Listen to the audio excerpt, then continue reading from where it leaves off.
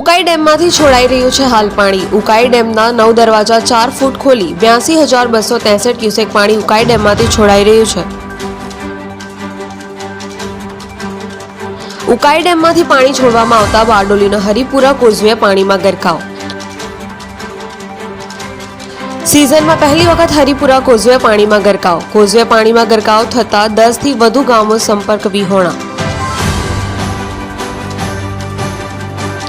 गोदावाड़ी पीपरिया खंजरोली पूना गामनो संपर्क कपायो। लोकोने हरिपुरा आववा 20 किलोमीटरनो चक्रावो। वहीवटी तंत्र द्वारा नीचाणवाड़ा विस्तारोने कराया एलर्ट।